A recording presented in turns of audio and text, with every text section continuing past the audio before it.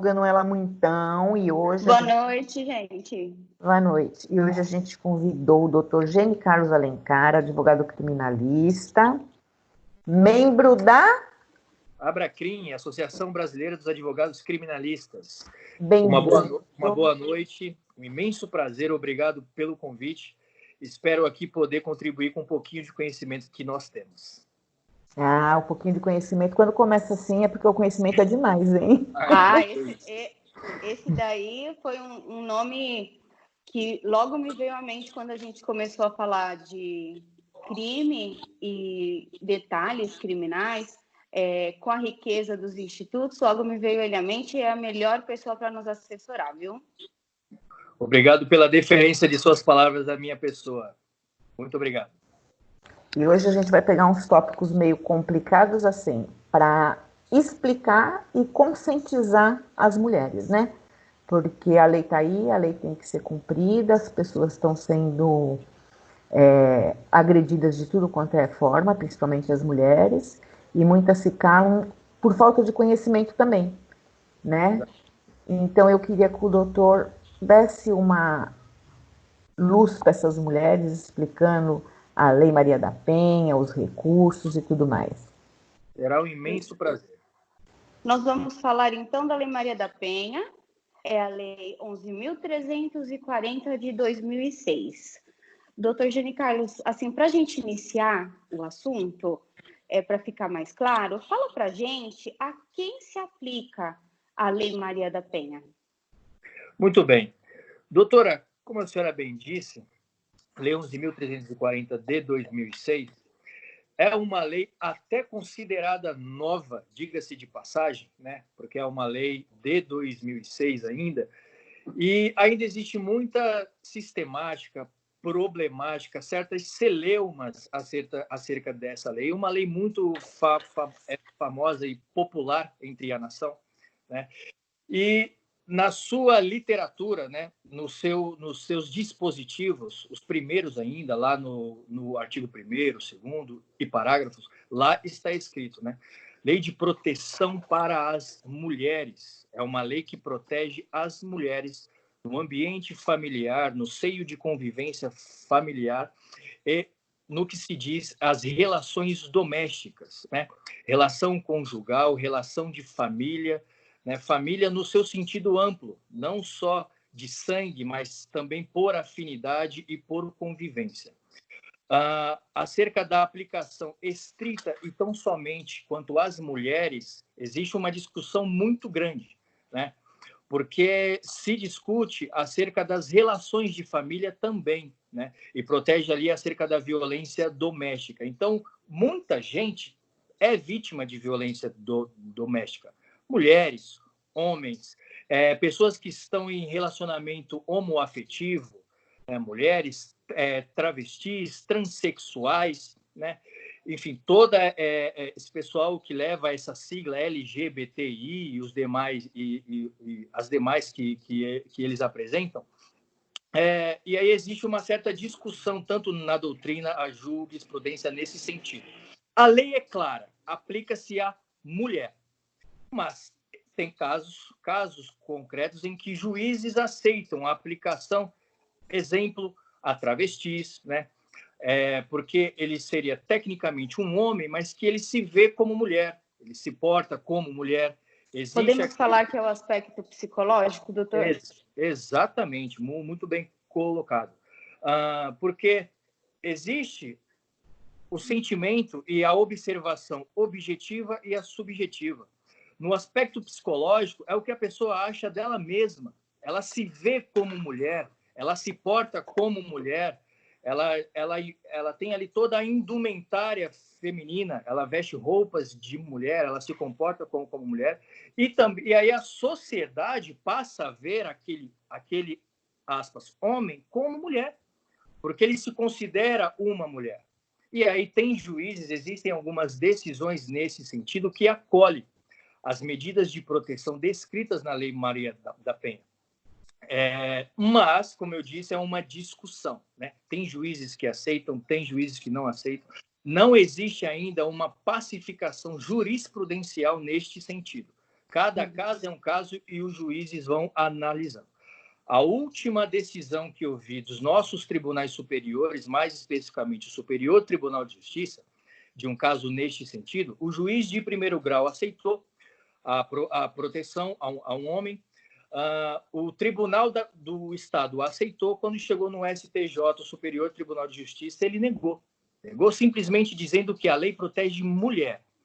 Se ele tivesse mudado de sexo, né, que aí ele seria um transexual, se ele tivesse mudado a sua documentação civil e fosse ali uma mulher, aí aceitaria, porque tecnicamente seria uma mulher, né? Não vamos entrar aqui na questão biológica do gene XX, YX, não é essa a questão.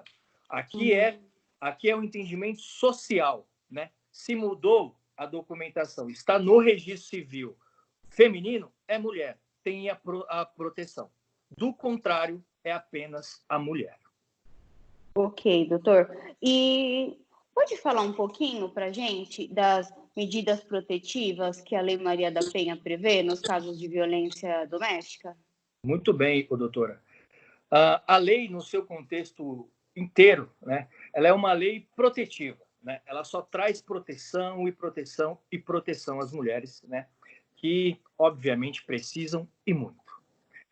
E vou além. As que estão aí ainda não são as melhores. Não são ainda as que... Não são só essas que elas precisam. Existem muitas outras. Mas já é um começo, já é alguma coisa, né? Lá no artigo, salvo o melhor juízo, no artigo 22 da lei, né? Se precisar de ajuda, pode falar que eu estou com a linha aqui aberta para te auxiliar, tá bom? Salvo o melhor juízo... Eu estou aqui só lhe auxiliando. Pode falar, viu? Salvo o melhor juízo, doutor, é o artigo 22 que vai trazer a literalidade das medidas, certo? Isso mesmo, o artigo 22. Então, que aí, basicamente, assim, as mais conhecidas entre todos seriam o afastamento do lar, né? A proibição de aproximação da vítima. Caso exista filhos, né, crianças envolvidas, o agente delitivo, esse agressor, ele pode ficar suspenso de visitar o seu filho para que não chegue próximo à criança, para que não chegue próximo à mãe, a essa vítima, né? Existe também a prestação pecuniária, né? Existe a possibilidade de se pagar um auxílio àquela vítima, porque existem casos extremos em que o agente delitivo chega a pífia conduta de fazer com que aquela mulher perca o seu emprego, né? Fique sem a sua renda. E aí, no caso que elas não trabalham, doutor? Exatamente, posso chegar nesse ponto, né? E aí o juiz vê a situação de que, em sendo possível também pelo agente delitivo, que ele pague uma, entre aspas, pensão, né, que a gente fala, um auxílio provisório, né, nestes casos. No caso em que a mulher não trabalha, a mesma situação.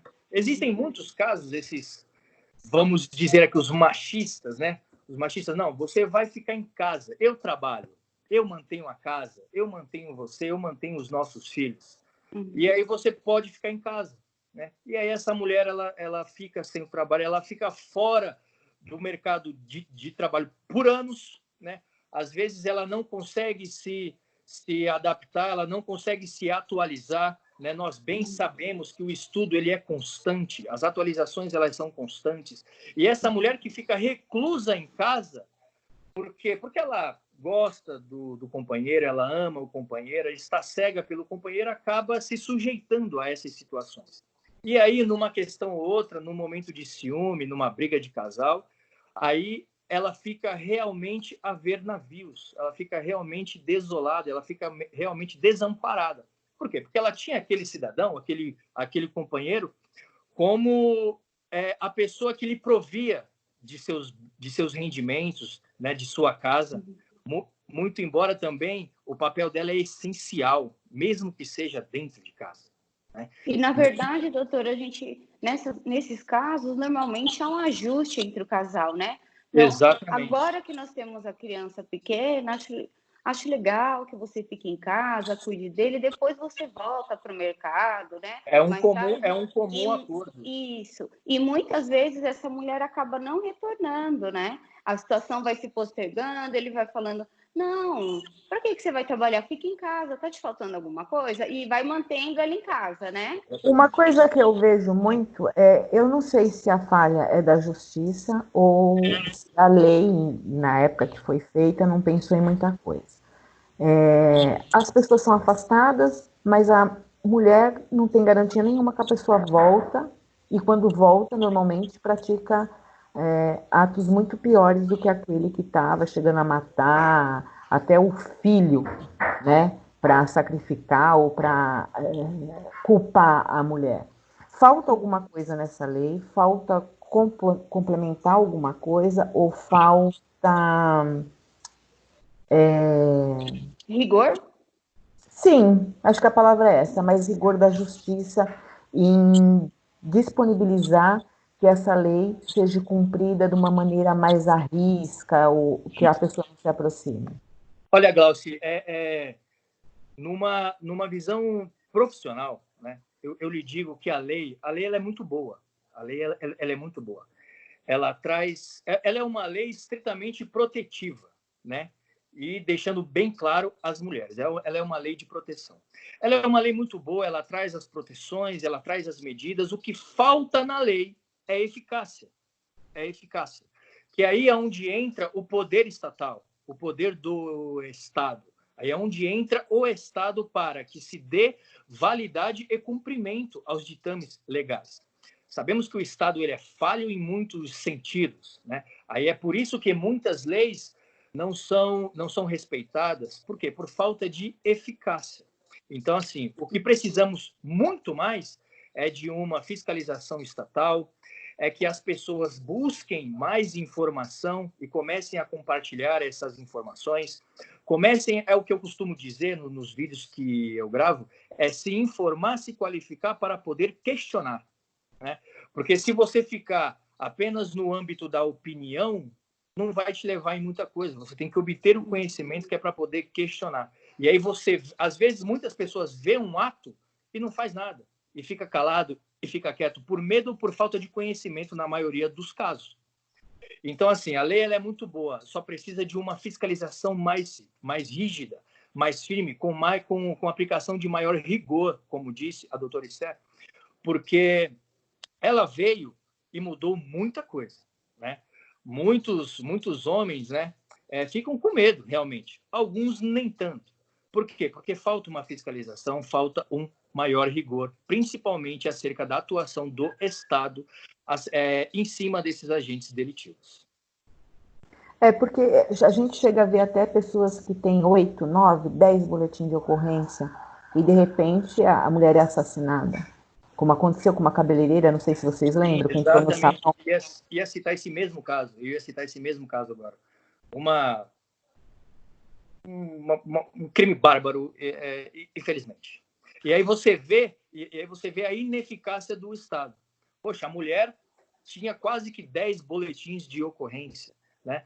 Já tinha a medida de proteção e nada impediu do cara ir lá no salão dele. Isso, inclusive, foi no salão dela, ela estava atendendo, né? E aí ele foi lá e, infelizmente, ceifou a vida dela. E aí, assim, beleza, tem as medidas, tem a proteção. E a eficácia? Impediu dela ser assassinada? Infelizmente, não, né?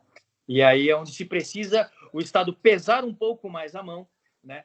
O nosso poder legislativo pesar um pouco mais a mão neste crime, né? E nessas proteções para que iniba, né? Essa conduta. Primeiro comece a inibir para depois realmente cessar de uma vez por todas essas ações contra as mulheres. Doutor, falando de efetividade e rigor, tanto como o doutor já explanou que a lei é boa, a lei ela prevê realmente medidas protetivas, eu te questiono, o ordenamento jurídico penal, ele prevê algumas hipóteses que pode se transacionar alguns benefícios, que é a suspensão condicional do processo, algumas hipóteses que o processo penal não andaria sobre determinadas condições. Me corrija se eu estiver errada no meu posicionamento. Isso acontece na Maria da Penha? Entendi. Uma pergunta técnica extremamente importante, doutora. Então, assim, em casos, exemplo, Glaucio, né? Para eu te explicar melhor, e para quem estiver nos assistindo, né? Em hipóteses de crime, de cometimento de crime, onde a pena ela é relativamente baixa, né? Em relação às suspensões, com pena de até 1 ano, ou com pena mínima de até 1 ano e que não ultrapasse os 2 anos, existe um benefício para o réu, para esse agente delitivo. Em primeiro caso, exemplo, trazido pela nova lei agora, da lei do pacote anticrimes, que é a chamada não persecução penal, que aí faz um acordo, tem um benefício ali, paga algumas coisas e não vai preso. Existe também a suspensão condicional do processo, que antes de iniciar um processo, existe ali um acordo, ele não vai preso. Tendo o processo, quando chegar antes de obter-se a pena, antes de ter a sentença, existe a chamada suspensão condicional da pena. Enfim, existem inúmeros benefícios ao réu, trazidas pela Lei 9.099 de 95, que é a lei do juizado especial, que lá vai trazer juizado especial civil, juizado especial criminal e juizado especial federal. Então, assim, essa lei traz alguns benefícios ao réu, ao agente delitivo. Todavia, esses benefícios não são aplicados à Lei Maria da Penha, né? Sabiamente, neste ponto, nosso legislador foi muito bem, né? Ele foi inteligente neste sentido, em não aplicar esses benefícios ao réu no caso de violência doméstica. Então, o agressor, o réu, não tem esses benefícios, né? Houve ali a agressão, a vítima procurou as autoridades, o magistrado determinou medidas protetivas em face dela, o réu tem que se manter distante do lar, o réu tem que se manter afastado dela. Usualmente existe um número aí de 100 a 300 metros da vítima, a depender do caso, e aí ele tem que se manter.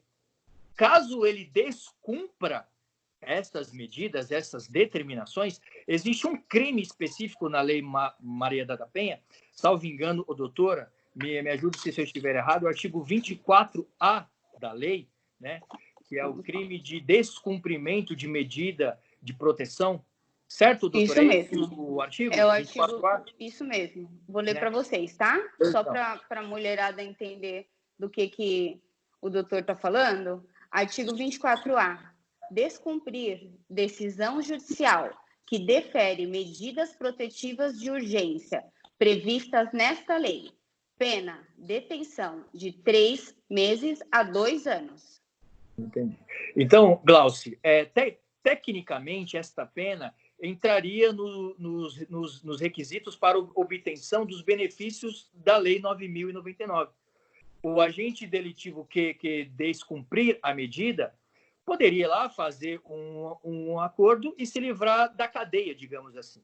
Na Maria da Penha, em descumprimento dessas medidas, isto é um crime, esse é o único crime descrito na lei, não tem conversa, não tem conversa. Ele vai em cana, ele é recolhido, entendeu? Se ele for localizado, se ele for encontrado, a polícia tem o dever de recolher ele na instituição prisional mais próxima ali, e ele ficará à disposição da justiça.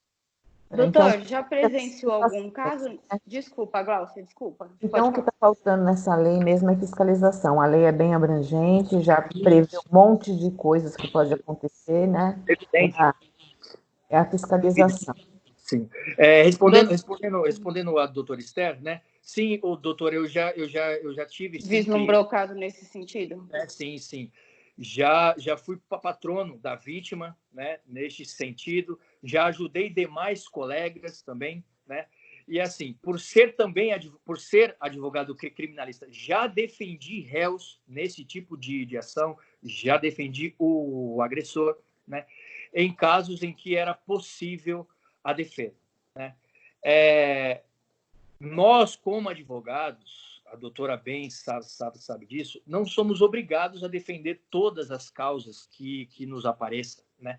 Não somos obrigados a defender todos os crimes, né, no caso.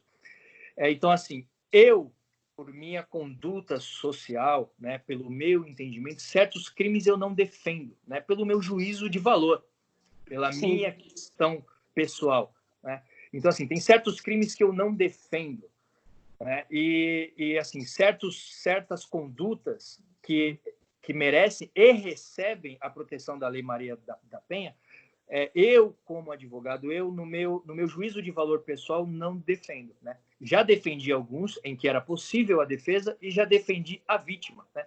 Muito embora seja uma ação penal pública incondicionada à representação, o que quer dizer isso? É uma ação que cabe ao Ministério Público distribuir, cabe ao Ministério Público ir lá e processar aquele agressor, promover a ação penal, demandar a ação penal. Anteriormente, era possível da vítima ir lá e dizer: a gente se resolveu, foi só uma briguinha, ele pediu desculpa, eu perdoei, não quero mais. Ok. O trabalho de investigação, aquela preocupação caía. Hoje isso, vamos ressaltar, doutor, que só para o pessoal pegar, ocorria violência doméstica, a mulher ia à delegacia, realizava o boletim de ocorrência, tá? Exato. Logo após um período da feitura do boletim, ela ia lá e desistia. É aí que ele chegou, tá? Só para esclarecer para as meninas, doutor. A mulher acaba tiro no meio do caminho, né? Ou se reconcilia ou alguma coisa nesse sentido. Era possível a retratação, né? Era possível antes. E a retirada dessa acusação, digamos assim.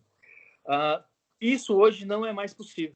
Não é mais possível, né? Se eles se reconciliaram ou não, se eles entraram em um acordo ou não, que, ao meu ver, não é muito inteligente, porque quem agride uma vez pode agredir 2, 3, 4. Né?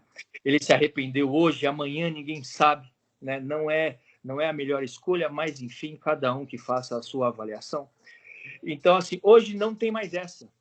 O cara agrediu, seja por violência física, sexual, psicológica, que existem inúmeras violências, acabou. Ele vai ser processado, ele vai ser investigado, haverá audiência e fatalmente, certamente haverá uma condenação, né? Então, assim, existem sim todas essas situações e todas essas possibilidades. Deixa eu fazer um adendo.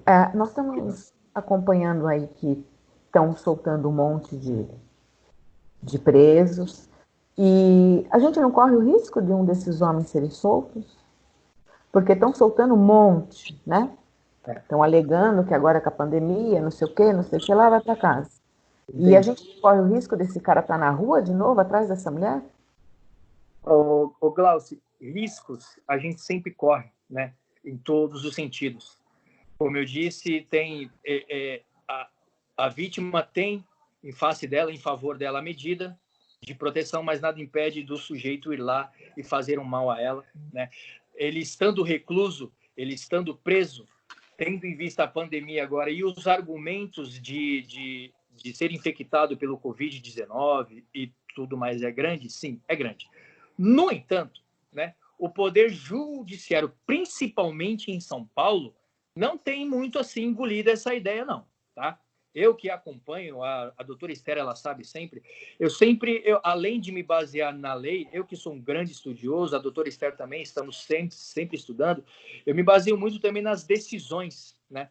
A gente acompanha diariamente, semanalmente, as decisões dos juízes em todos os sentidos, e eu venho acompanhando, muitos juízes dizem, não é só que estamos diante dessa pandemia que ele corre risco de se infectar, né, dentro do sistema prisional. Existe, mas não é um argumento plausível. Ele estando recluso, nós temos a certeza de que ele não irá se movimentar, não irá para a rua. Seja para ir na farmácia, seja para ir no mercado, seja para ir onde quer que seja, em que é possível a saída, né? Você sair de casa. Então, ele está recluso, ele vai ficar recluso. é muito melhor, dentro desse argumento, é muito melhor ele ficar recluso do que ele ficar em casa, né? Eu também acho. Eu Então, também acho. existe esses posicionamentos, né? E estão sendo deferidas as liberdades quando o agente, né? Quando o preso, ele está no chamado grupo de risco, né? Ele já tenha alguma enfermidade que deixe o sistema imunológico dele baixo, né? Ele esteja no grupo de risco em relação aos idosos, aquelas pessoas mais idosas, né? Como foi muitos exemplos, né? Para a gente citar aqui, infelizmente, nos serve de exemplo. O João de Deus, né? O João de Deus foi deferido para que ele cumpra enquanto perdurar a pandemia, enquanto perdurar essa quarentena, ele vai manter-se em prisão domiciliar, ele vai manter-se em casa, né? Roger Abdelmaci também, o caso famoso, né, também foi deferida, né? E inúmeros outros casos de pessoas não famosas em que foi deferido.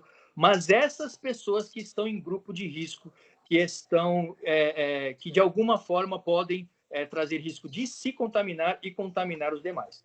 Mas não é uma decisão demasiada que libera todos. Não, né? Porque, como eu disse, é melhor ele ficar lá do que ele ir para casa. Mas é muito complicado, né? Não libera todos, mas de repente libera aquele que fez mal para uma filha, para uma mãe, e a família é obrigada a ver esse cara na rua, né?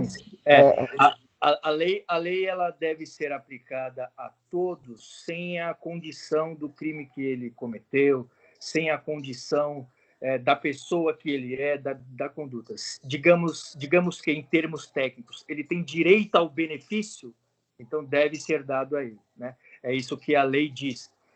Vai em dissonância ao clamor social, né? Ao entendimento público, como você bem disse, aquela vítima, só dela saber que o cara vai poder sair, que o cara vai poder andar na rua livremente, que o cara pode ter a possibilidade de se aproximar dela, realmente ela já fica, né, imagina o desespero. Preocupada, já fica desesperada.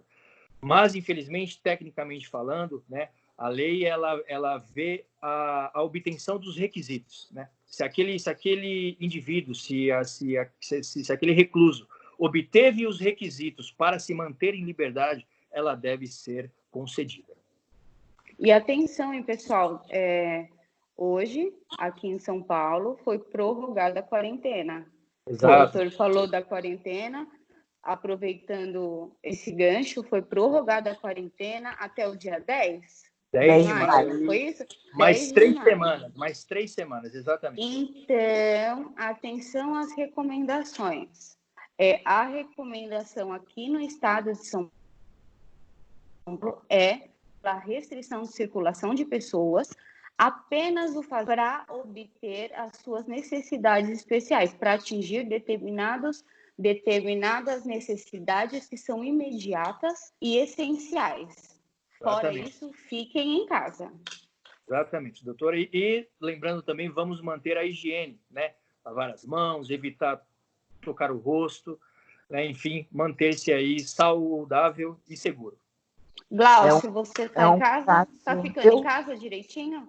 Eu tô ficando em casa direitinho. Acho que desde quando começou eu saí 2 vezes.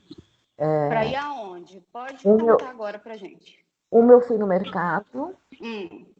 E a outra vez eu fui na farmácia que eu estava começando a ficar com tosse, eu fiquei com medo, mas é uma tosse alérgica que eu tenho mesmo. Começa a mudar o tempo, a tosse já, aí eu tenho que comprar um meu antialérgico.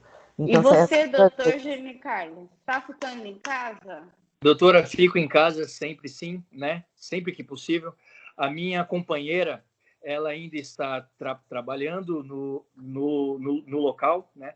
Eu estou home office, eu estou em casa. Então, eu costumo levar e buscar a minha esposa. Então, assim, eu saio de casa para deixar ela ao trabalho, para buscá-la. Ela está trabalhando um dia sim, um dia não. Nos demais, saio também apenas nas necessidades para ir ao mercado, para ir à farmácia, né?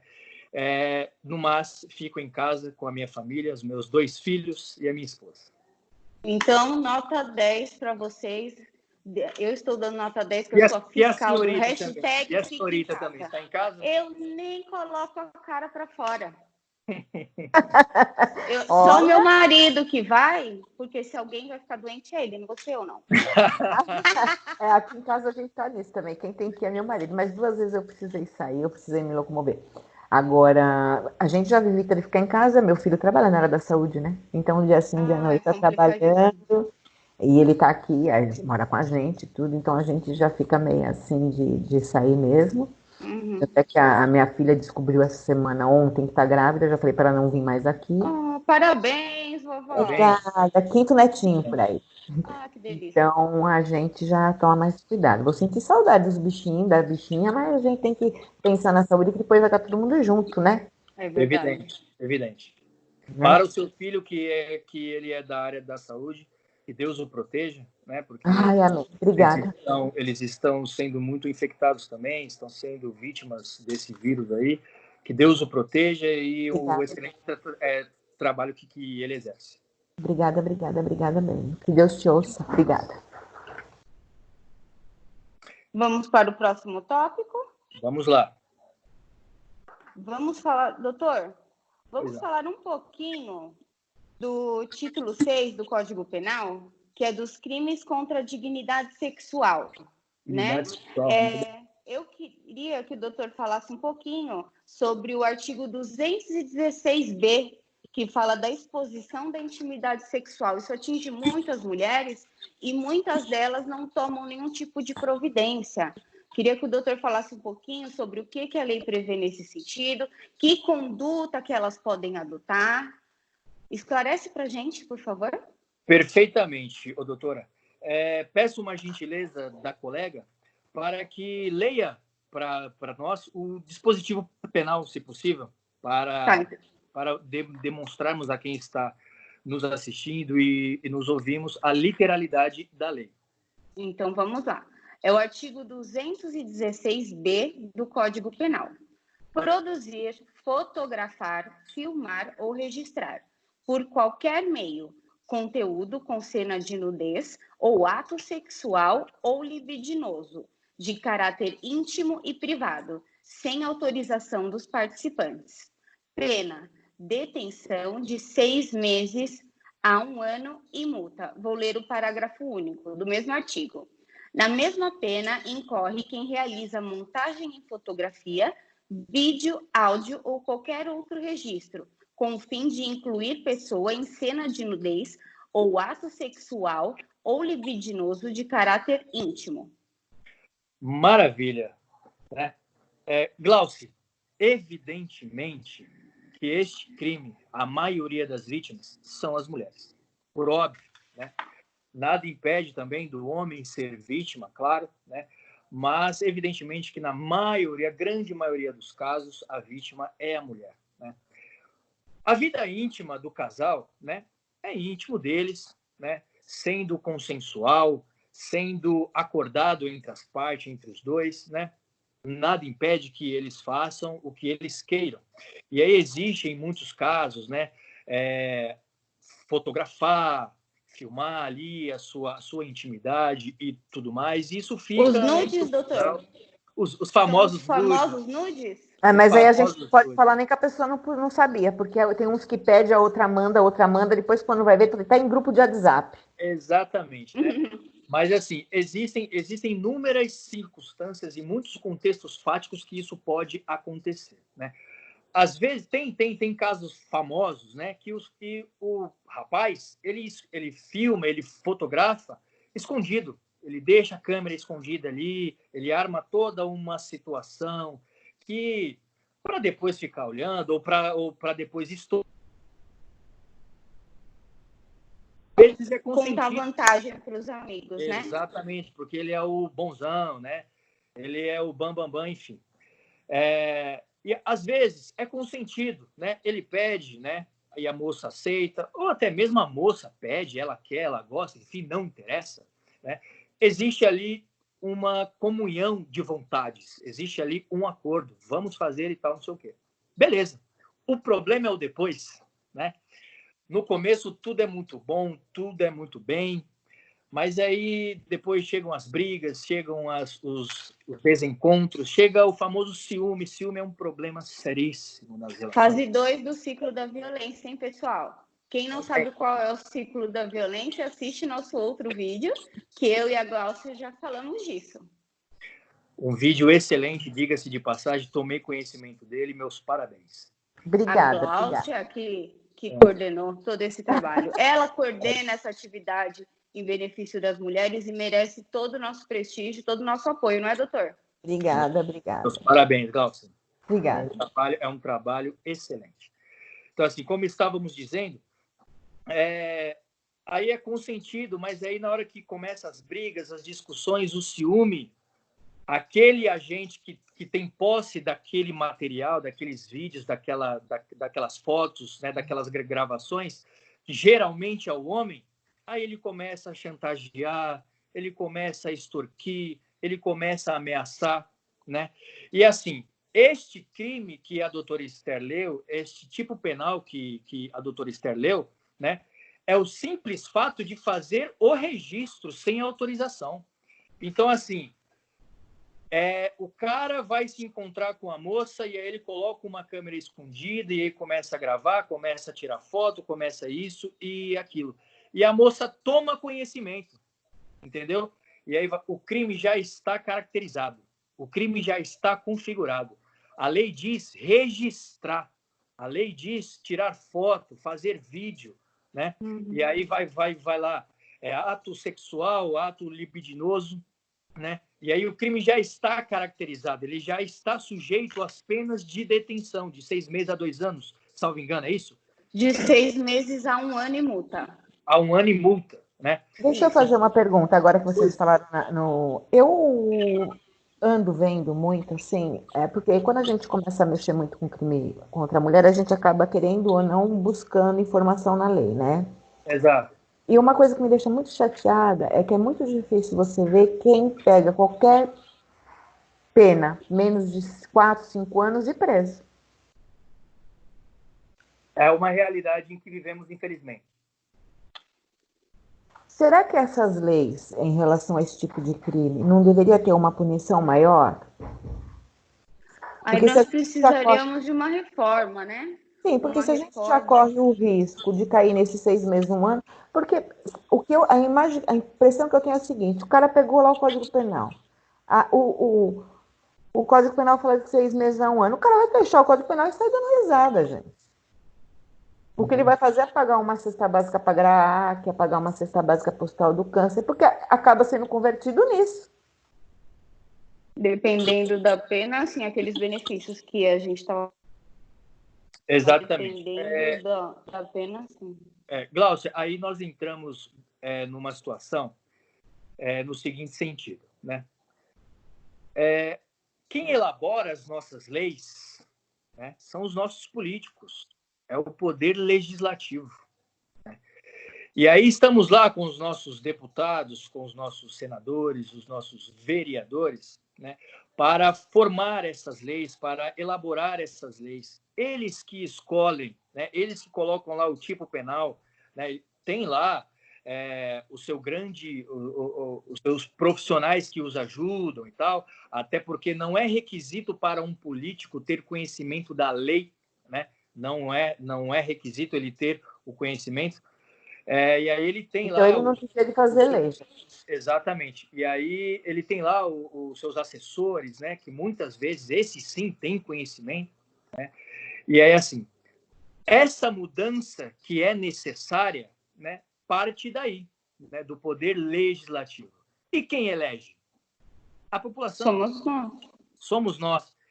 E engraçado, né, tocarmos nesse assunto, estamos no ano perfeito para isso. Olha só, estamos no ano de eleição, né? Estamos no ano perfeito para começar a mudar no âmbito municipal, né? Que aí temos aí eleições este ano para prefeito e vereadores e tudo mais. Estamos no ano perfeito para isso, né? Então, assim, esses nossos bate-papos, né, que nós fazemos, e muitas outras pessoas, muitos outros profissionais que têm a intenção de levar o conhecimento à grande massa, que não tem essa oportunidade, é muito importante. Que aí a gente acaba abrindo um pouco a mente da grande população e da grande massa e eles vão começar a buscar informação, a se qualificar e a poder questionar, né? E aí, assim, é necessário o aumento desta pena? Sim, claro que é. Eu sou totalmente a favor. Eu compartilho da sua ideia, né, do seu posicionamento quanto a isso. Porque realmente, poxa, é uma pena muito baixa. Para começar, uma pena de detenção, né? Você aviltar a intimidade de uma outra pessoa é extremamente ofensivo, é extremamente temerário. Né? Doutor, explica para o pessoal a diferença de detenção e reclusão, porque muita gente não sabe. Sim, claro, né? Detenção e reclusão diz respeito ao cumprimento de pena, né? O juiz, quando vai sentenciar esse réu, esse agente delitivo, a depender do crime, ele vai dizer se é de detenção ou de reclusão. Isso está no próprio artigo, né? No que chamamos de preceito secundário do tipo penal. Né? O preceito secundário é que vai dizer onde está a pena e o que é a pena, se é de detenção ou de reclusão. Então, só para esclarecer aqui para o pessoal, o juiz vai verificar o fato que ocorreu e vai aplicar e vai verificar no que se enquadra, em qual tipo penal, que é o que a lei define como crime, ok? Exatamente. E esse tipo penal toda vez vai mencionar se será detenção ou reclusão. Exatamente. O próprio artigo de lei, no seu preceito secundário, onde vai tratar da sanção penal, da própria pena, ele vai dizer se o crime é passível, no primeiro momento, de detenção ou de reclusão, né? Então, assim, aí nós temos o cumprimento de pena no regime aberto, no regime semiaberto e no regime fechado, né? Na pena de reclusão, nós temos os 3 regimes: o regime aberto, o regime semiaberto e o regime fechado. Então, o juiz, na hora de aplicar a pena, ele vai dizer, condena o réu a pena de tanto a tanto no regime inicial, aí ele vai dizer, né? Condena a pena de reclusão no regime inicial, aí a depender da pena, ele vai dizer se é no regime aberto, no regime semiaberto ou no regime fechado. Na detenção, não existe os 3 regimes. Existe apenas o regime aberto e o regime semiaberto, tá? Então, na reclusão, existem os 3 regimes: aberto, semiaberto e fechado. Na detenção, existe o aberto e o semiaberto. Via de regra, essa é a diferença entre os 2 regimes. Eu disse anteriormente que, num primeiro momento, seria isso. Por quê? Digamos que o cara comete este crime, né, do registro não autorizado da intimidade sexual e ele é condenado a uma pena de detenção. Beleza. Aí ele é condenado a pena máxima, digamos aí, 1 ano, né, no regime semiaberto. Né? Não é comum, mas é possível. Ele estando no regime semiaberto, né, que é o máximo que ele pode iniciar na detenção, digamos que lá dentro ele cometa uma falta grave, aí a gente tem o que chamamos de regressão penal. Muito embora a pena de detenção não preveja o regime fechado, ele estando preso lá dentro, cometa uma falta grave, o juiz pode mandá-lo para o regime fechado. Né? Existe a progressão da pena, que ele estando, no exemplo, no regime fechado, ele cumpre um período de pena, ele vai para o regime semiaberto, aí ele vai para o regime semiaberto. Isso é a progressão penal. Né? E existe a regressão, que aí se ele comete uma falta grave, ele volta. Se ele está no aberto, ele vai para o semiaberto. Se ele está no semiaberto, ele vai para o fechado. Nada impede também dele estar no aberto e ir direto para o fechado. Né? Isso é a regressão per saltum. Né? Não existe a progressão per saltum, mas existe a regressão. Se ele vacilar, ele vai pro regime mais severo, digamos assim. Doutor, já que você concordou em vir nos ajudar a fazer, colaborar com o nosso trabalho, a gente vai ficar te perguntando de tudo para a mulherada entender, viu? Será um imenso prazer. Estou te alugando mesmo para você explicar, né, Glauci? Lógico, a gente precisa de uma pessoa que está com a mão na massa para poder mostrar para essas mulheres que tem jeito sim, que tem como resolver sim, que depende Não só delas, né? Porque às vezes o dependente só delas, às vezes elas precisam de uma ajuda, elas precisam de um advogado, elas precisam de um psicólogo, muitas vezes. Uhum. Glaucio, eu aproveito a oportunidade para pedir desculpa, se for o caso, acerca das alegações, dos argumentos que eu possa usar, se não for muito palatável, né? Se não for muito inteligível, digamos assim. Tradutora. Costumamos usar termos técnicos, costumamos manter ali a liturgia da profissão, né? Caso eu fale aí em algum adjetivo que a gente use, né? O juridiquês que a gente use, por favor, me pergunte, que será um prazer explanar, né, acerca do significado dessas questões aí. Bem como a Não, doutora pode Esther, que deixar. A tem gente sabe que uma vai. linguagem mais aberta, ela pode ajudar também nesse sentido. Não, tá dando para entender tudo direitinho, tá dando para pegar direitinho todos os problemas aí e tudo que pode ser feito. Tá sendo ótimo. Acho que a mulherada vai gostar, né? Vai procurar Espero. depois o doutor. Ó, doutor, vai ter um monte de mulherada bonita aí procurando o senhor, hein? Precisando do trabalho do senhor. Imagina, que isso. E nesse sentido ainda, tá? Eu queria que o doutor falou sobre a realização de foto, vídeo sem autorização. Agora fala para a gente da divulgação disso. Exatamente, doutora. Tem um crime também específico no Código Penal, né? Ele está um pouquinho mais à frente, né? Estávamos falando do 216B, salvo o melhor juiz, ele é o 218, 219, doutora? Me ajuda, por favor, você que está com o código aberto. 218C. Posso ler, gente? 218C, perfeitamente, por favor. Legal, você pode ler? Oferecer, trocar, disponibilizar, transmitir, vender ou expor à venda, distribuir, publicar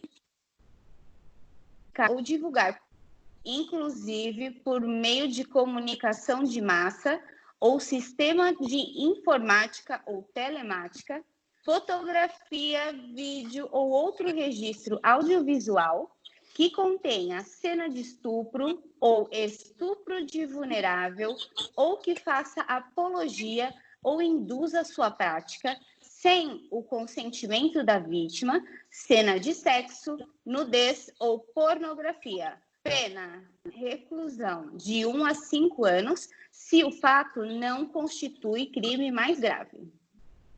Exatamente. Glaucio, você conseguiu observar que a pena aqui neste crime é de reclusão, né? E aumentou, Mais né? grave, né? É E mais grave. aumentou. É uma conduta delitiva mais grave. No outro crime era registrar. Nesse é disponibilizar, expor à venda, publicar, compartilhar. Né? Então, assim, é uma conduta mais grave. Assim, é levar ao conhecimento de uma terceira pessoa aquilo que está sendo registrado sem o consentimento da vítima, seja lá cena de estupro, estupro de vulnerável, cena de nudez e sexo. Né? Então, assim, mais uma vez, é aquela história, né? Na maioria dos casos, é o casal que está ali na sua intimidade. E aí o primeiro crime é registrar. Registrou sem o conhecimento da vítima, é crime. E aí depois ele vai lá, não satisfeito, vai lá e divulga entre os amigos, entre os colegas. Né? É muito comum isso hoje nesse aplicativo de mensagens instantâneas, que é o WhatsApp. Né? Ocorre também a divulgação via e-mail, né?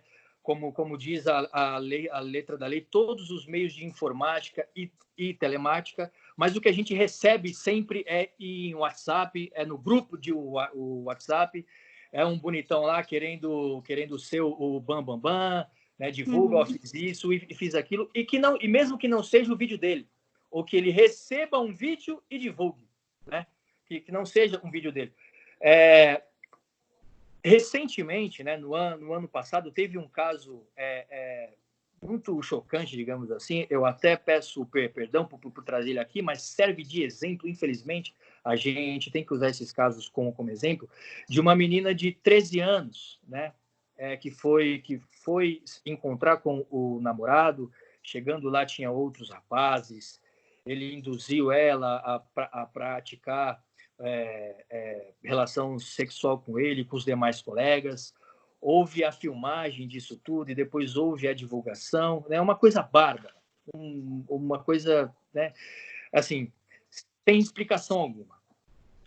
Tendo em vista ela ser menor de 14 anos, estamos diante de um crime de estupro de vulnerável, né? Porque a letra da lei no artigo 217-A, salvo o melhor juízo, diz que manter conjunção carnal com criança menor de 14 anos é crime de estupro de vulnerável. Ô, doutora, me atualiza sobre a pena?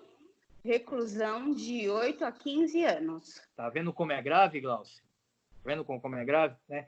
Enfim. E aí já começa a ficar pesada, né? Exatamente. E aí, assim, este rapaz, não satisfeito com tudo isso, foi lá e divulgou, né? Divulgou entre o grupo dos amigos, e aí esses compartilharam e vira aquela bola de neve quase que impossível de se controlar. E aí veio este crime, né? Veio a tipificação desta conduta que é extremamente grave, né? Tem uma pena de reclusão de 1 a 5 anos, sem o prejuízo da multa, se caso constitua crime mais grave, né? Então, assim, é o primeiro crime simplesmente registrar, ponto. O segundo é divulgar, é crime.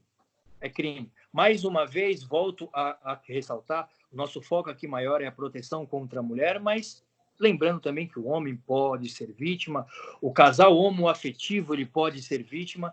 É um tipo penal que não é considerado um crime próprio, né? Ele não diz só o homem pode cometer, só a mulher pode cometer, não é um crime próprio. Todos nós estamos sujeitos a cometer este crime, estando aí, né, nas nossas intimidades, compartilhando esse tipo de coisa ou não. Certo, doutor, me permita pedir o seu posicionamento também quanto ao parágrafo 1º desse artigo 218-C, tá? Pois não, doutor.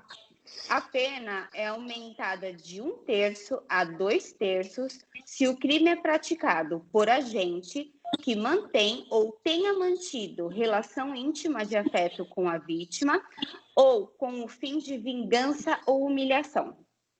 Muito bem, muito bem. Glaucio. Porque é isso que acontece, né, Glaucio? Entendeu? Glaucio, tecnicamente, este crime, né, ele veio com uma nomenclatura estrangeira, né, americana, chamada de revenge porn, né? Ou que é aquela satisfação por vingança, né? Aquele ato por vingança, né? Que assim, como bem diz a letra da lei, né? Se você faz essa divulgação de imagens, de vídeo, quando você tem ou tenha tido uma relação com essa vítima, o crime está caracterizado e, além da pena de 1 a 5 anos, ela será aumentada, ela pode ser aumentada de 1/3 a 2/3, é isso, doutor? Isso, né? Mesmo. O que o juiz ele vai fazer no momento da dosimetria da pena, né, que é quando ele vai ali instituir a pena desse réu. Ele vai pegar a pena, dividir ela em 3. E aí ele vai dizer, bom, tendo em vista que é grave por esse motivo e outro, eu vou além dos 5 anos, eu vou aumentar mais 1/3, eu vou aumentar mais 2/3, se for o caso, né? Então, assim, aí falamos aqui sobre quem tem uma relação ou quem tinha uma relação, ponto. O segundo ponto é quem faz isso com fins de vingança, que, como a doutora Esther mesmo disse, é o que mais acontece. O casal findou o relacionamento, a moça não quer mais, pelo motivo que seja. Acabou o amor, acabou o encanto, aquele príncipe virou um sapo, é muito ciúme, é muita violência, ela não quer mais saber, não importa. Simplesmente, ou se simplesmente ela acordou num dia e falou, cara, eu não te quero mais. Bom, acabou, não importa. E aí ele lembra daquelas filmagens, daqueles vídeos, daquelas nossas conversas, daqueles nossos áudios, né? Eu vou divulgar. Essa que você vai largar, você vai não sei o quê, eu vou te expor. Eu vou dizer que você não é tudo isso. Aí começa aquelas agressões verbais. Mas aí também não entra o crime de ameaça. Aquela coisa ridícula. Então, o primeiro ponto é a ameaça. Todavia, tendo em vista que esse é um crime mais grave que a ameaça, né? O crime mais grave ele abrange o crime abrange o crime menos grave, é o que chamamos de princípio da consunção, né? Ah, entendi. É o que chamamos de, assim, lembra aquele ditado, os fins justificam os meios? Sim. É mais ou menos isso. Primeiro ele ameaça, mas ele ameaça no intuito de um crime mais grave. Então, o crime fim, que é a divulgação, ele absorve o crime menos grave, que é a ameaça, né? Então, assim, neste contexto, ele não vai ser acusado por 2 crimes, ameaça e divulgação. Ele vai ser só divulgação, porque é um crime mais grave, que é o chamado, tecnicamente, o princípio da consunção. O crime fim absorve o crime meio, certo? E aí ele começa, não, eu vou te expor, eu vou expor aqueles vídeos, eu vou fazer isso. E isso é, obviamente, com o intuito de vingança. Evidente que é. Aí ele começa a extorquir, ele começa a dizer, você não vai se separar. Se você se separar, eu faço isso. Se você se separar, eu faço aquilo. E aí, ele o fazendo, ele precisa fazer, ele precisa divulgar, ele precisa expor à venda, oferecer, ele precisa praticar os verbos do tipo, né, que seria, o que é os verbos do tipo? A conduta está ali descrita, oferecer. Se ele ofereceu, ele cometeu o crime, ponto. E aí, se for constatado que foi por fins de vingança, aí a pena dele é aumentada de 1/3 a 2/3. Doutora? Entendi. Eu estou satisfeita quanto ao assunto. E você? Não, eu também estou satisfeita. Olha, ficou bem claro. Estou muito Obrigado. satisfeita. Eu acho que as mulheres vão entender bem, compreender de forma mais detalhada e técnica o que elas precisam saber para se proteger, né? Sim, vão saber que tem por onde elas correrem, né? Que a lei está ali, que existe. Às vezes ela nem sabe que existe uma lei em relação a isso, né? Porque muitas não são obrigadas a conhecer lei. Quem que vai conhecer lei? E isso agora nós estamos falando dos artigos, estamos falando da pena, estamos deixando tudo pormenorizado para que elas tenham ciência das proteções que elas fazem jus. Tem que ficar com papel, caneta na mão e marcar a lei ali, ó, e correr. Isso, não entendeu? Assiste de novo. Não entendeu? Manda mensagem. Como nós falamos, nós orientamos, nós mostramos o caminho das pedras para que elas possam buscar os seus direitos. Exatamente. A intenção aqui sempre é manter informação, é manter a informação, é manter a qualificação, que é para as pessoas poderem questionar, que é para as pessoas poderem se defender, acima de tudo. Obter o conhecimento para se defender e não ficar sujeito a essas mazelas que vêm nos assolando todos esses anos. É porque está bem complicado, né? Tá cada dia pior. A gente pensa que vai melhorar, mas não sei o que acontece com o ser humano. Aí você ainda ouve falar, mas antigamente não tinha tanta divulgação. Não, eu acho que hoje em dia os crimes estão mais cruéis, sim. Acho que as pessoas estão mais cruéis. A internet, ela facilita. Exatamente. A internet facilita a divulgação, propagação de muita coisa. Coisas boas e coisas ruins, infelizmente. Esse vídeo, por exemplo, é um vídeo de conteúdo informativo que nós estamos fazendo, totalmente sem fins lucrativos e em benefício de muita gente. Só que tem outras pessoas que, essa hora, estão gravando vídeos idiotas, ridículos, ofendendo terceiros, expondo outras pessoas. É verdade. Eu sei. Essa hora mesmo, eu dou tem risada monte de gente, infelizmente é uma realidade. Gente aí desocupada fazendo um monte de merda e depois vai colocar na internet, gente. O que o Dr. Geni Carlos tem de formalismo, eu estou aqui para quebrar, né? E por que nesse momento não usa a internet para ler um livro, para ler uma notícia? Gente, tem bastante livro disponibilizado na internet. Não tem o que fazer na quarentena? Vá ler. Busque informação. Cultura é a base de tudo. Não, mas tem gente que eu acho que acorda pensando aonde que vai cutucar a vida de não sei quem, né? É aquele famoso não tem nada para fazer da vida, porque não tem nada para fazer mesmo, a não ser encher o saco. Então, não tenho nada para fazer, deixa eu ver quem é que eu vou irritar hoje, a vida de quem que eu vou cuidar. E a internet está aí, e o povo está pintando e bordando na internet, coisa mais linda do mundo. E o senhor sabe, aproveitando o gancho de internet, não tem como essas mulheres que têm essas fotos, esses vídeos, essas coisas todas aí liberadas por meio de uma plataforma, essa plataforma assim responsabilizada também. Sim, né? A questão da responsabilização dessas plataformas, né? A grande maioria delas é gerenciada ali pelo Google, né? Acontece o seguinte: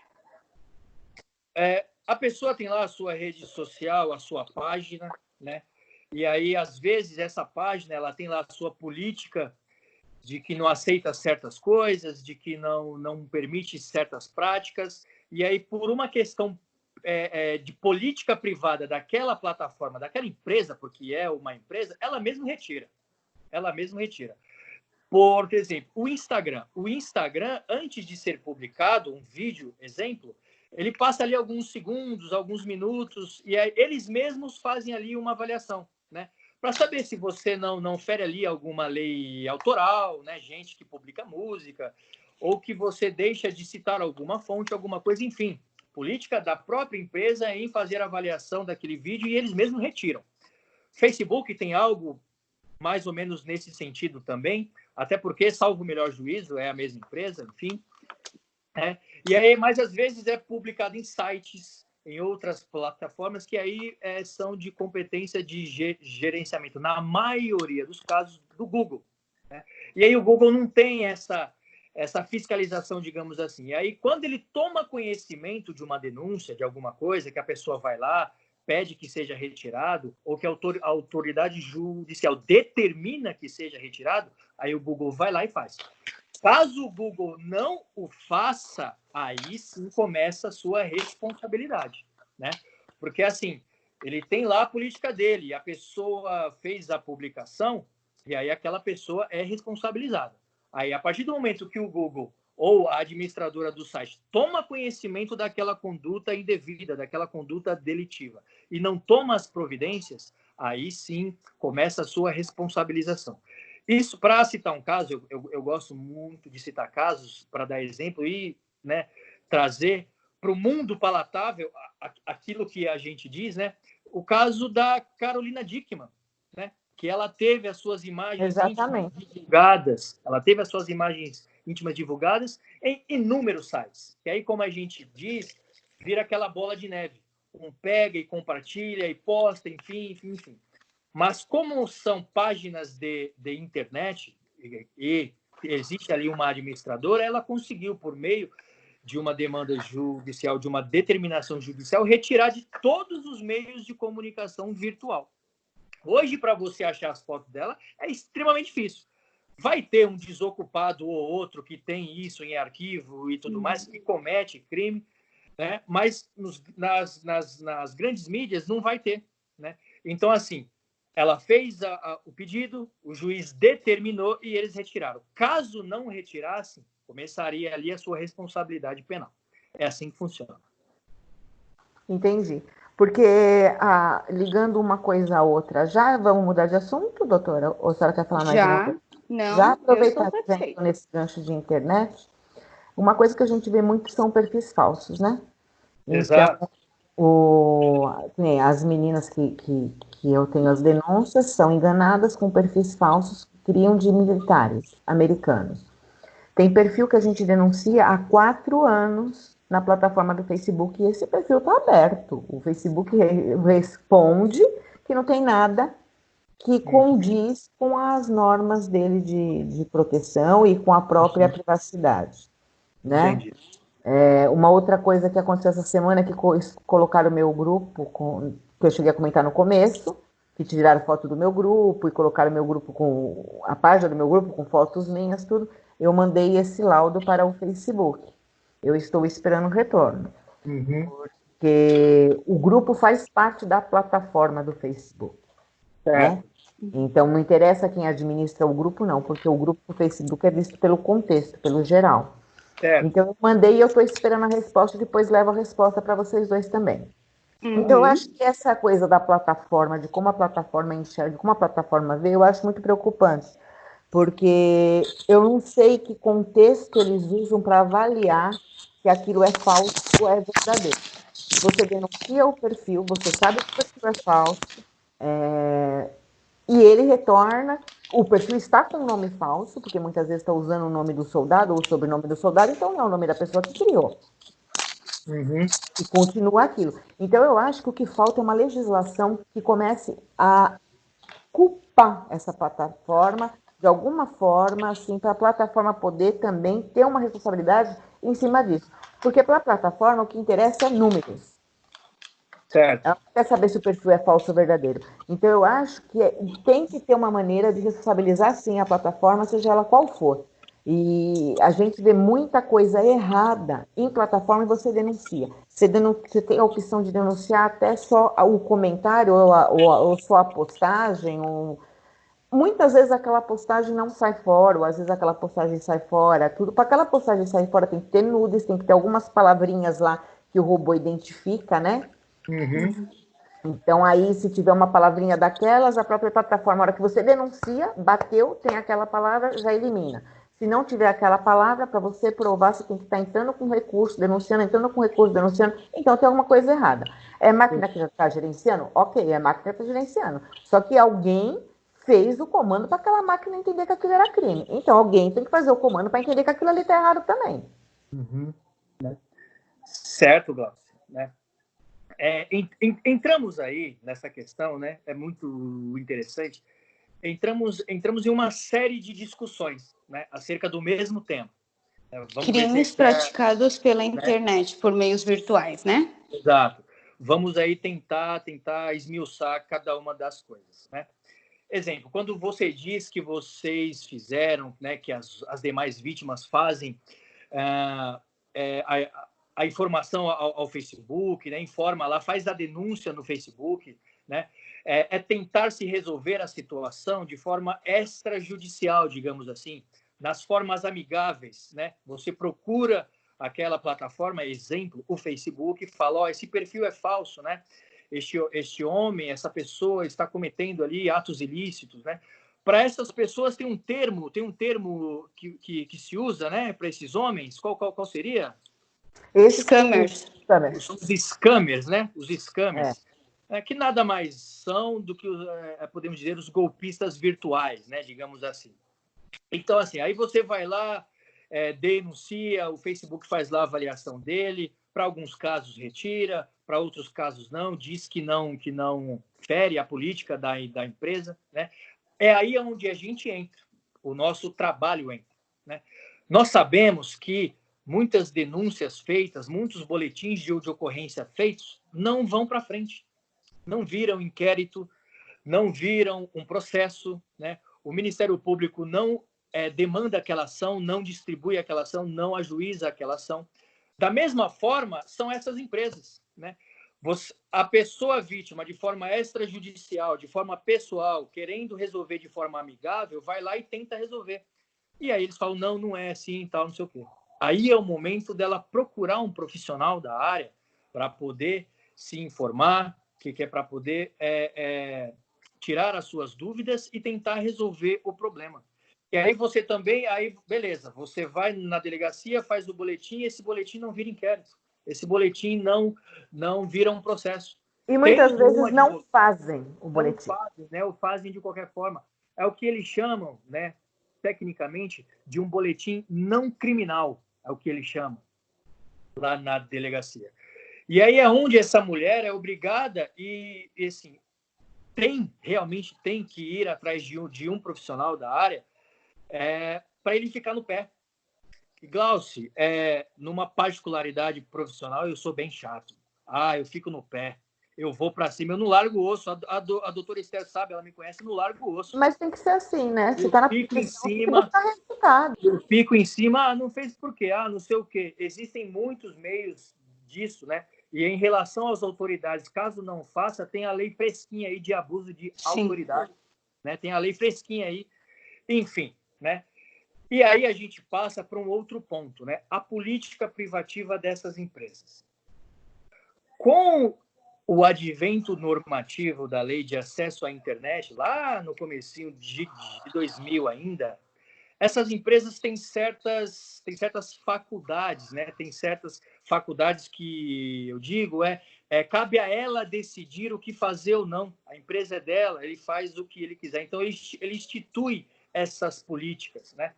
Bem como tem a lei recente aí a lei geral de proteção aos dados, né? Que é a especialidade do doutora Esther, ela tem muito conhecimento acerca disso, em que também essas empresas não podem fazer qualquer divulgação ou não podem fazer qualquer exclusão de dados, porque senão ela incorre em crime, né? Existe ali a proteção da pessoa física, que a vítima precisa, mas também existe ali a proteção daquela empresa ou a proteção daquele perfil que, às vezes, em casos remotos, pode não ser falso, pode não ser fake, né? Mas, enfim, existem aí inúmeras nuances, inúmeras questões que faz com a necessidade de que essa vítima procure um profissional da área para primeiro se informar. Doutor, está acontecendo isso e isso. O que eu faço? Né? Beleza, você pode fazer assim, assim, assim. Né? Eu fiz e não deu resultado. Ok, deixa comigo. Eu vou lá e faço. Aí a gente fica no pé, a gente cobra, a gente demanda judicialmente, se for o caso, buscou as informações, tentou amigavelmente, não conseguiu, processo. Nós, pessoas físicas, pedimos. O juiz determina. O juiz vai lá e manda. Se não fizer, a casa cai. Entendi. Então, tem o jeito de, querendo ou não, levar isso adiante e a plataforma responder por uma coisa ou outra que a gente sabe que está errado, né? Qual outra coisa? A gente ia falar de crime da internet, né? Mas eu acho que esse assunto de crime é longo demais. O doutor ainda está disponível, porque já se foi 1h10 aí.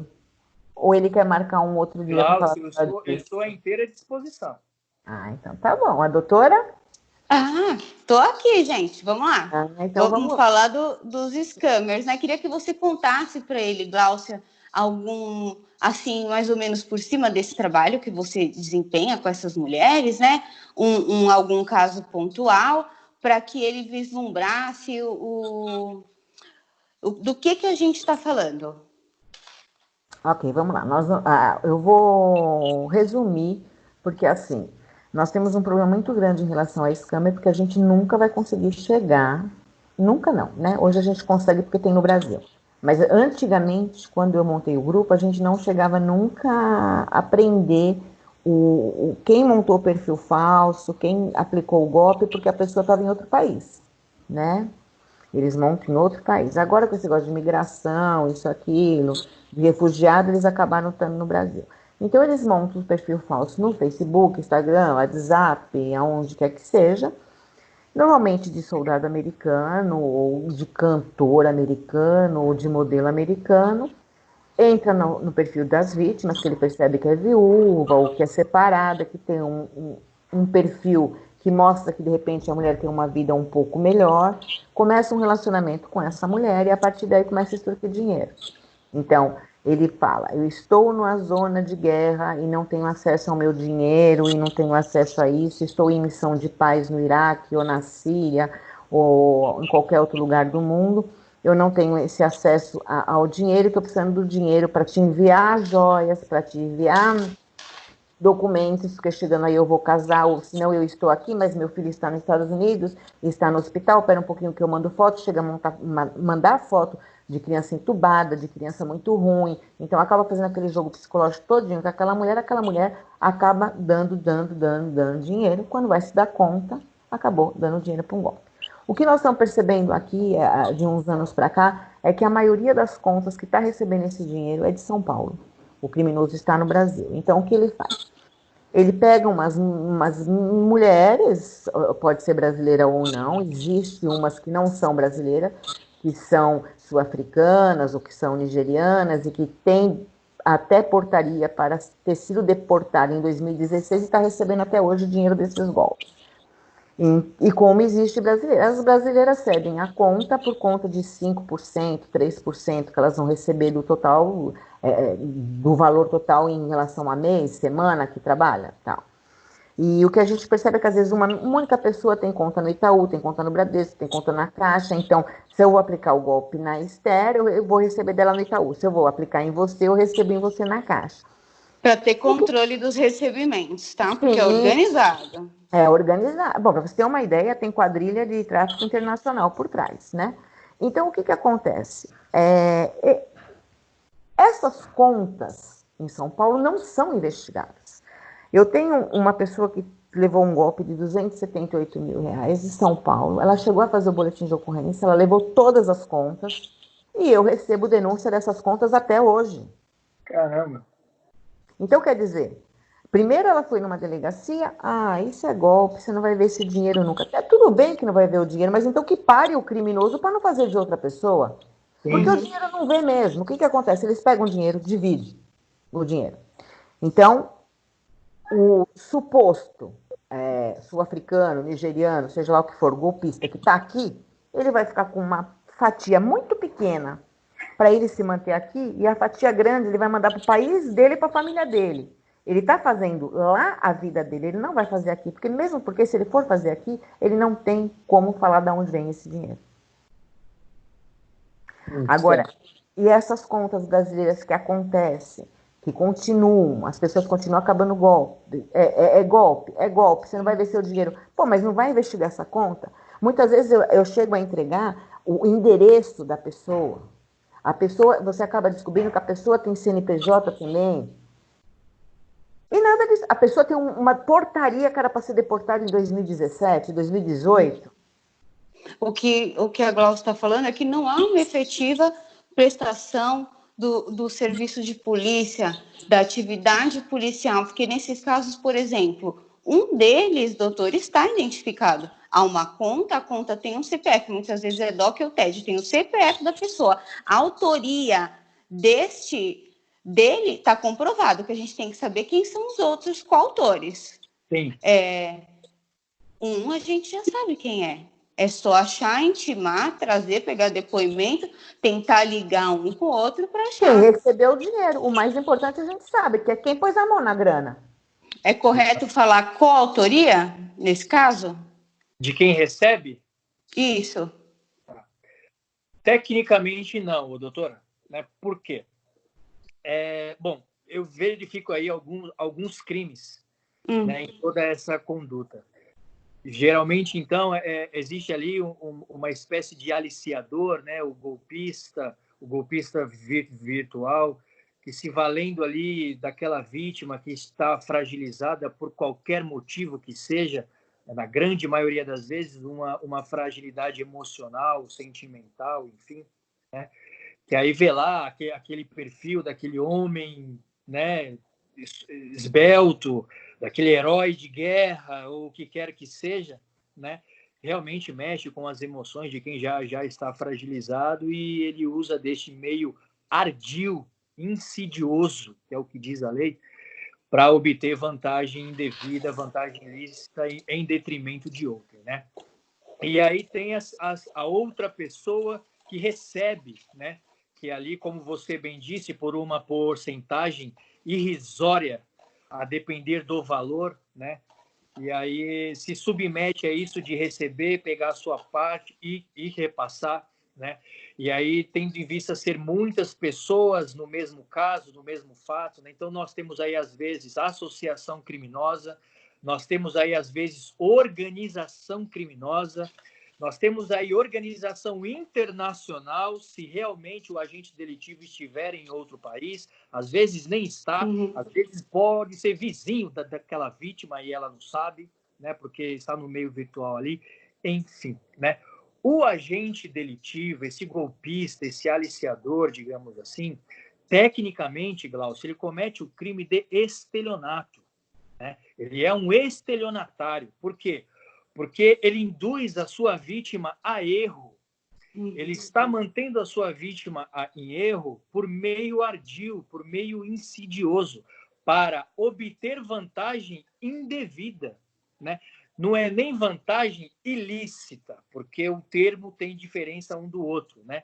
É vantagem indevida. Posso ler aqui, se o doutor quiser. Doutora, por gentileza. É o artigo 171. obter para si ou para outrem vantagem ilícita em prejuízo alheio, induzindo ou mantendo alguém em erro, mediante artifício, ardil ou qualquer outro meio fraudulento. Pena, reclusão de 1 a 5 anos e multa de R$ 500.000 a 10 contos de réis. É porque é antiga, né, gente? A lei aí, no preceito secundário, Glaucio, né, que é a pena, ela usa aí o termo acarco, um termo um tanto quanto obsoleto, que é 10 contos de réis, aquelas coisas, porque a lei ela é de 1940, né? O Código Penal ele é de 1940 e naquela época era essa moeda usada. Mas a gente consegue entender facilmente, né? Então, assim, vamos colocar isso em termos práticos, né? Pedir dinheiro a alguém, né? Pedir dinheiro emprestado ou pedir dinheiro dado não é crime, né? Eu posso chegar aqui, gente, eu estou precisando de R$ 100, me dá? Ok. O problema é, esses criminosos, esses agentes delitivos, se usam da fragilidade daquela pessoa, fragilidade de conhecimento, falta bondade, né? Às vezes. exatamente pura Inocência. bondade, inocência, falta de experiência de vida, ou, no caso das mulheres que você cuida, das mulheres que você trata, né, aquela fragilidade emocional, né? Acabou de sair de um relacionamento abusivo, ou não se acha boa o suficiente, tem lá os seus problemas psicológicos, enfim, né? São vítimas até mesmo de crimes pretéritos, né? De violência de outros homens, de outras companheiras, ou o que quer que seja. Ela está fragilizada. E aí, infelizmente, entra na minha terra, Glauci, né? Se me permite, usamos o termo alma abominável, né? Ser insidioso, né? Alma cebosa, que a gente chama. Ai, tá cheio, viu? Tá cheio. Alma cebosa, que a gente chama, infelizmente entra na vida dessa mulher, e aí eles se valendo, né? Estelionatários, na maioria das vezes, são pessoas extremamente inteligentes. São pessoas que sabem se portar, que sabem conversar, que têm a lábia, que leva muita gente na lábia. Não é à toa que essas mulheres caem nessa conversa. E aí, se valendo dessa fragilidade, usando de meios ardis e insidiosos, como diz a lei, obtém essa vantagem ilícita, né, que diz a lei, doutor. Vantagem ilícita. E aí eles cometem tecnicamente este crime de estelionato. Costumamos dizer crimes virtuais, crimes cibernéticos, porque eles se valem dos meios eletrônicos, se valem dos meios digitais, dos meios virtuais para aplicar este golpe, para aplicar esta prática delitiva. Mas, tecnicamente, é o crime de estelionato do artigo 171 do Código Penal, né? E aí, a doutora me perguntou sobre coparticipação ou coautoria. Isso. Daquela pessoa que recebe o valor e depois repassa, né? Mas eu acho que podia ser formação de quadrilha, porque normalmente é mais. É mais, são mais pessoas, são mais. Perfeitamente. Deixa eu só corrigi-la, se me permite, numa questão Claro. técnica, né? Que o crime de quadrilha não existe mais, né? O crime de quadrilha, antes, ele era configurado com a participação a partir de mais de 3 pessoas, né? Participar mais de 3 pessoas para o cometimento de crimes, alguns crimes, era considerado crime de quadrilha ou bando, né? E aí o termo quadrilha porque eram 4 ou mais pessoas. Hoje não existe mais isso, né? A lei diz hoje a chamada associação criminosa. Associarem-se 3 ou mais pessoas, salvo o melhor juízo. Então, o que era a partir de 4 pessoas, hoje, se for 3 pessoas, acabou. Já é outro crime, já é o crime de associação criminosa. Tá, por certo? Exemplo, esse vídeo aqui, doutor, 3 pessoas. É uma associação. É uma associação. Em vez de associação criminosa, é associação do bem. É uma associação, mas estamos longe da criminosa. Exatamente, é uma associação para o bem, entendeu? Então, assim, e aí, exatamente, existem mais pessoas neste sentido, né? Ô, doutora, se me permite o pedido, Abre para a gente o artigo da associação, só para me corrigir se é realmente 3 ou mais, ou se é 2 ou mais pessoas. Salvo Tá, melhor, vou achar aqui. são 3 ou mais. É o artigo 280 do Código Penal. 280, salvo o melhor juízo. Tá decorando bem, né? A gente trabalha todo dia com isso, às vezes Não tem como não esquecer, né? Todo dia o mesmo código. 280 ou 288. Estou chegando no 280, peraí. Salvo o melhor juízo, associação criminosa. 288. 288. Muito obrigado pela correção. Associarem-se 3 ou mais pessoas para o fim específico de cometer crimes. Reclusão de 1 a 3 anos. Exatamente. A pena, eu vou ler o parágrafo único, tá? Não sei se, Glauci, é interessante. A pena aumenta-se até a metade se a associação é armada ou se envolver a participação de criança ou adolescente. Exatamente, entendeu? Então, assim, é o artigo, então, 288, obrigado pela correção, doutora, e é aquilo que eu disse, são 3 ou mais pessoas, né? É que aí já configura o crime. Então, Glaucio, além daquele agente delitivo responder pelo crime de estelionato, ele também responde pela associação. E a pessoa que recebe o dinheiro? E a pessoa que recebe, tira a sua parte e repassa, né? Anteriormente, ela poderia também correr nas mesmas penas no mesmo crime, né? Porque ali estão no mesmo fim. Todavia, existe um crime específico para isso, que está disposto na lei dos crimes financeiros, né? Eu só peço perdão agora, porque infelizmente eu não vou lembrar o artigo, tá? Mas eu me comprometo a no próximo vídeo trazer essa correção, né? Mas existe um crime específico contra o sistema financeiro nacional, né? Que lá também engloba quem tem o particular, a pessoa física que tem conta em banco, né? Que também ela foi lesada, ela teve o seu dinheiro retirado, né?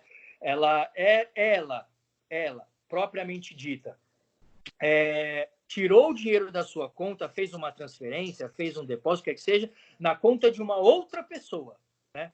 E aí por quê? Porque anteriormente ela foi enganada. Então, assim, muito embora seja um contexto do mesmo crime, cada agente delitivo teve uma função. Cada agente delitivo fez uma coisa. O que anteriormente ele poderia ser processado pelo mesmo tipo penal, agora ele só vai responder pelo mesmo, que é a associação criminosa, mais o crime contra o sistema financeiro nacional. E o agente delitivo, que é o golpista, né? Ele responde pelo estelionato, mais pela associação, se for o caso. Se for o caso. E aí, dependendo da particularidade, caso envolva menores ou o que quer que seja, a pena pode ser aumentada, né? Assim, então, imputação penal, crime específico, existe, né? O agente delitivo incorre em crime e ele pode ser condenado e preso pelo crime específico que ele cometer, né? O problema, mais uma vez, é o que a gente volta desde o início da nossa conversa, que é a eficácia, que é a investigação, que é demandar aquele processo e é penalizar aquele indivíduo, né?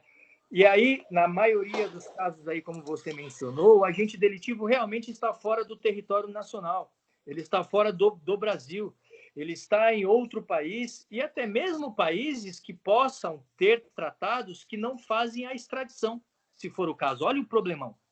O cara comete crime, por exemplo, lá em Bahamas. Bahamas é uma ilha, né? Um país que não tem tratado de extradição com o Brasil. E aí, digamos que o cara está lá. O cara já pegou tanta grana das mulheres, infelizmente, que ele tá lá, né? Tranquilão.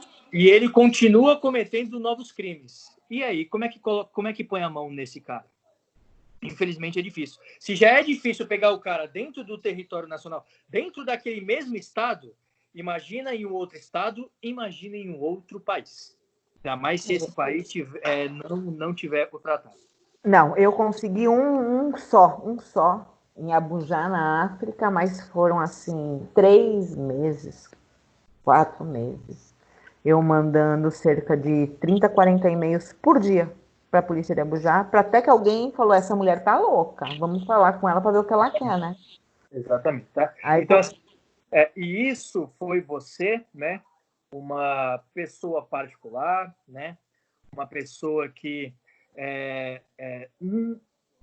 com extrema boa vontade. Exatamente, extrema boa vontade e que assim, não tem lá o conhecimento aprofundado técnico da lei específica, mas que vai em busca, vai atrás e que faz e que não sei o quê e que às vezes não dá efetividade, às vezes não consegue. E aí vem o trabalho do advogado. O advogado fica no pé, fica em cima, a polícia investiga e não sei o quê, e às vezes também não dá certo. Por quê? Por só um caso que teve prisão, Glaucio? Fora do Brasil, só. E dentro? Nenhum. Pois é. Um problema gravíssimo, por quê? Porque nesses casos é essencial a existência do inquérito policial para que exista o conjunto probatório adequado para o oferecimento da ação penal, como nós já tínhamos falado. Exatamente. Então, não adianta apenas fazer o boletim de ocorrência, deve-se acompanhar a instauração do inquérito e o andamento do inquérito. Mas quem poderá lhe auxiliar é um advogado. Procure um advogado da sua confiança, tenha informações e peça um acompanhamento, porque aí sim teremos uma ação penal e teremos a responsabilização de quem praticou o ato ilícito. Exatamente. Glauci, para deixar a informação para quem nos assiste, né, e para as mulheres, que é muito importante, anteriormente era muito difícil achar esses caras. Anteriormente era muito difícil achar onde ele estava, o computador que ele estava usando, o celular que ele estava usando. Anteriormente era muito difícil. Hoje continua difícil, mas algumas coisas foram feitas, foram instituídas algumas coisas, foram abertas algumas instituições para que ficasse mais fácil essa investigação, né? Existem muitos mecanismos que ajudam hoje os particulares e as autoridades, principalmente a Polícia Civil, que faz trabalho de polícia judiciária, que tecnicamente é quem faz a investigação. Então, assim, existem alguns mecanismos que ajudam. Todavia, é extremamente importante a denúncia. É extremamente importante ir atrás, ter coragem e denunciar. Às vezes, em alguns casos, não sei se você já lidou com isso, mas assim, às vezes o agente delitivo, ele ameaça. Não fale, né? Não conte, se não isso, se não aquilo. E aí começa a violência psicológica, a ameaça. E aí aquela mulher, ela fica com medo, ela não busca a autoridade, ela não faz a denúncia, e aí fica difícil. Tome coragem, vá atrás, denuncie, e não seja mais vítima disso, não fique mais sujeita a isso. A Polícia Civil, tomando conhecimento disso, né, ele tem que investigar. Por quê? O Estado, ele tomou essa obrigação para si. Se ele tomou essa obrigação para si, então ele vai lá e faça. Ele vai lá e faça. Mas a gente sabe do aparelhamento que nós temos, as inúmeras dificuldades das instituições, e aí a gente tem que ficar no pé. Ficando no pé, e aquele boletim de ocorrência virando um inquérito policial, existem meios na polícia, existem técnicos em informática dentro da Polícia Civil, né, que são os agentes civis especializados nesses crimes, inclusive a nossa inteligência brasileira, que é a ABIN, a Agência Brasileira de Inteligência, eles têm mecanismos fantásticos quanto a isso. E aí, na devida investigação, aqui em São Paulo, fica no prédio do DHPP, ali na Zona Norte, tá? Eu já estive lá diversas vezes, o pessoal me conhece bastante lá, porque eu fico no pé. Eu vou, e aí, como é que tá? Como é que tá a investigação? Achou o sinal, né? Deixa eu compartilhar rapidinho um caso que aconteceu comigo. Só um minutinho. Essa delegacia que ele está falando é na Avenida Zakinashi, tá, gente? Exatamente. Deixa eu contar um caso rapidinho que aconteceu comigo. Eu fui vítima disso, né? Um cidadão estava usando o número do meu telefone para aliciar algumas pessoas, né? E aí ele ele estava em contato com uma mulher que ela fazia procedimentos estéticos e ela fazia o atendimento em casa. E esse rapaz clonou o meu telefone e ligou para ela, marcou uma sessão lá de estética e tal. Ok. No dia dessa sessão, ele ligou para ela e marcou, e aí ele começou a ofender ela, né? Ah, que você vai fazer massagens naquele lugar, que você vai fazer isso, que eu vou fazer aquilo e tudo mais. A mulher ficou em pânico, a mulher ficou horrorizada. E outra, ela faz o atendimento em casa, né? Então, poxa, é claro que ela ia ficar apreensiva. Só que esta mulher, essa vítima, ela é esposa de um policial civil, de um investigador de polícia. E aí ela pegou esse número de telefone e passou para ele. Ele já mandou lá e já fez a investigação e achou. Só que o número de telefone era o meu. O número do telefone era o meu. E aí ele me ligou, ele entrou em contato comigo, ele me ligou, tal. Só que assim, ele a partir do número do meu telefone, ele tinha todos os meus dados. Ele sabia o meu endereço, ele sabia a minha profissão, ele sabia quem eu era. E aí ele falou, é o doutor Eugênio Carlos? Ele já me chamou de doutor, ele já sabia que eu era um advogado. Falou, é o doutor Eugênio Carlos? O doutor, está acontecendo a situação assim, assim, assim. Eu tenho plenas e absoluta certeza que não é o senhor, né? E na foto do perfil lá, do telefone, do WhatsApp, tinha a foto de um cidadão lá que eu nunca vi na vida. Eu fiquei abismado. E aí eles começaram a investigação, eles acharam o sinal desse celular, eles conseguiram saber exatamente onde aquele celular estava e começaram ali as diligências policiais. Tá vendo, Glaucio? Isso tudo para dizer que hoje... Porque ela era mulher polícia... de um advogado. Exatamente. Hoje... Não. Não, Glaucio. Ó, esse exemplo é para demonstrar para as pessoas que hoje a polícia obtém de recursos e mecanismos existe possibilidade. Sim, que não tenha boa vontade. Exatamente, né? Mas assim, a polícia obtém de recursos para encontrar aquele sinal de celular, aquele IP do computador, né? Eles podem encontrar. E se tiver dentro do território nacional, e se tiver dentro do estado e ainda dentro da mesma cidade, eles vão encontrar. E aí você entrou num ponto importante, que é a boa vontade, que é estar no pé, que é ficar cobrando até achar. Aí é possível. Aí acha esse agente delitivo, acha a pessoa que tem esta conta, que recebeu esta conta, e aí é possível fazer a detenção deste indivíduo, levá-lo até a autoridade policial, e, se possível, lavrar ali um flagrante ou fazer o requerimento ao magistrado que tem ali uma prisão preventiva e possivelmente uma temporária. Assunto é o que a gente mais tem, né, Glaucio? Agora a gente precisa um dia marcar com o doutor para a gente falar dos crimes da internet, mas que a gente sabe do perfil, que a gente sabe quem é, né? Aí a gente vai pegar a orelhinha do doutor e ficar na orelhinha dele para a gente fazer um desses crimes. E outra coisa que eu queria também era falar sobre criança. Tá. Sobre as contra a criança. Vamos fazer, então, na próxima pauta, crianças. Na próxima, e os crimes da internet, que a gente sabe quem é que está por trás do... O perfil é real.